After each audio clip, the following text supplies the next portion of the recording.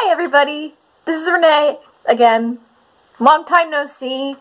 Life has been absolutely insane. We actually bought a house and we're living off grid now, which is fantastic, but it also has its challenges. Today I wanted to talk to you about top 10 things that you can do to reduce your waste stream. So the first thing is, use up everything you've got.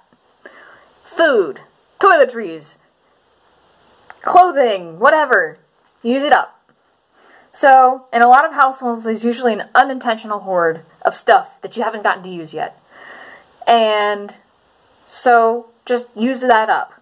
So, don't buy more stuff. For example, I found this notebook in a stash of stationery that just randomly appeared on our floor. So, life as an academic, I guess. We have way too much stationery. So, after I'm done using up all the notebooks that we have, I'm gonna use either a Word document on my computer or a Google Doc on my phone. So,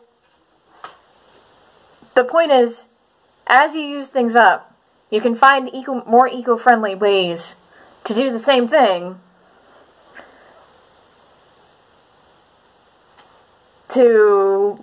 I don't know, just think of creative ways to keep on living your life, I guess. So, the next thing, make or find produce bags for grocery shopping. This used to hold bed sheets, like a bed sheet set. We got those for our wedding, as a wedding present, and I've had this for 7 years. I've only been using it for a produce bag for about a year, but it works really well. It just held it. I just finished using kale that was in here just this morning. So you can also use, or make your own, and you just use a pillowcase stitch on the sides of this, and about an inch loop, and then you just sew it together for a drawstring, if you want a drawstring. If not, that's fine too.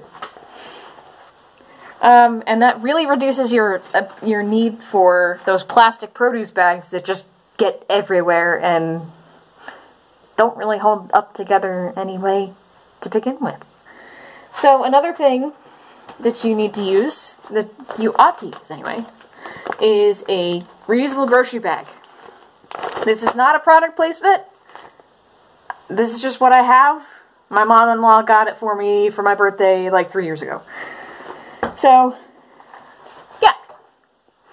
Use what you got. Get creative in how you do things. Use a sewing machine as necessary. Makes things better. So, number 3. You can either use a reusable silicone bag or beeswax wrap for sandwiches. Now, I don't have my... One of the lovely things about moving is all of my stuff is somewhere else. But, okay, silicone bags are awesome because instead of using the Ziploc bags, you just use and reuse silicone bags. And they work well. And if you have something soupy, this was an old salsa jar that I repurposed. The only thing you need to do is clean them out real well and take the label off if you want to. And if you're putting it in the microwave, take the lid off because it's metal. Fourth thing. So, in my life, there's a lot of potlucks and fellowship dinners and whatever. So, there's lots of opportunities to use styrofoam plates. And styrofoam is not very good for the environment, and it costs a lot. So just so you can bring your own plates. My husband and I have a set of plastic trays, like hard plastic trays from like an old elementary school that we got at an antique store. And you can bring cutlery and cloth napkins if you have them. And it really reduces your need for styrofoam or paper or whatever. And you just need to wash it off. Easy peasy. So, number 5. Reusable travel mugs. I always have these on me. The paper cups that you get at most coffee shops are lined in plastic, and that makes them unrecyclable to keep them, and they're lined with plastic to keep them leak-proof. But most places, even if they're not self-serve, if you ask them to use a reusable mug and just hand them your clean mug, they'll be happy to. Most people know what coffee mugs do in the landfill, so they just kind of sit there and don't degrade at all. So, yeah, just use this. So, number 6. If you have the ability to compost food scraps and yard waste, do it. The problem with putting compostable material into a plastic bag and sending it off to the landfill is that the plastic cuts off air circulation. And that's what the food scraps and yard waste need in order to compost successfully. The bacteria in the landfill is anaerobic, which produces a lot of methane, which is also a really toxic gas, greenhouse gas. So, the thing that you need to do is, if you can, if you have the ability, it doesn't take that much space, learn how to compost. You can do it in apartments, and there's ways that the Japanese do. They use like a inoculated wheat germ or something to compost their food scraps, which is awesome. Okay, compost does not produce methane though. So, just, yeah. If you have the space, learn to compost. Okay, number 7. Use a reusable water bottle.